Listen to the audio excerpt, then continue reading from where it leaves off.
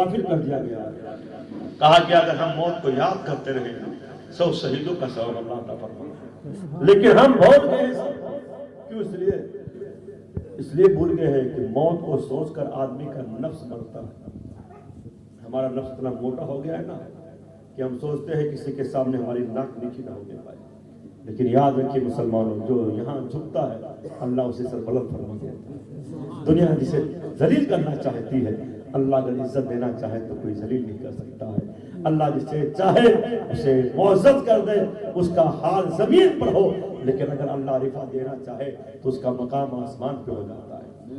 نہیں، یہ آدمی ہم اور آپ نہ کسی کو ذلیل کر سکتے ہیں، نہ کسی کو عزت دے سکتے ہیں، اور کس کو کون کیا کر سکتا ہے۔ اس لیے کہ جس کو ہم چاہتے ہیں بہت کی سے تباہ ہو جائے، اکثر دیکھا گیا کامیاب ہو جاتا ہے، اور جس کے لیے بہت دعائیں کی جاتی ہیں اکثر دیکھا گیا ہے کہ وہ آدمی اور پریشان ہو جاتا ہے۔ اس لیے کہ کہیں نہ کہیں اس کے اندر کوئی کمیاں ہیں۔ پہلی بات تو ہم اپنے ذہن سے، دل سے چیز نکال دیں کہ ہمارے لیے دنیا ہے، دنیا ہمارے لیے نہیں ہے، دنیا ہمارے لیے قید خانہ ہے۔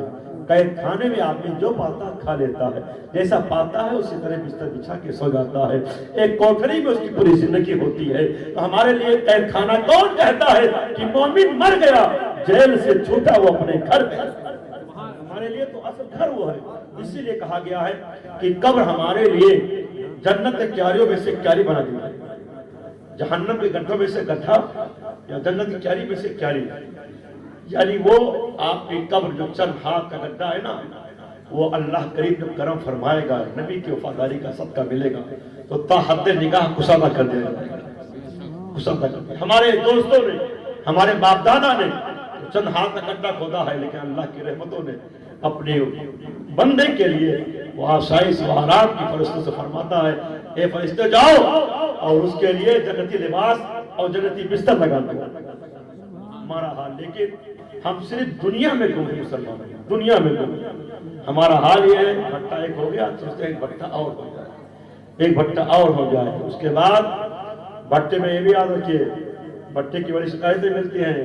اب یہاں تو اللہ تعالیٰ ویسے یہاں تو ایک ہب ہے،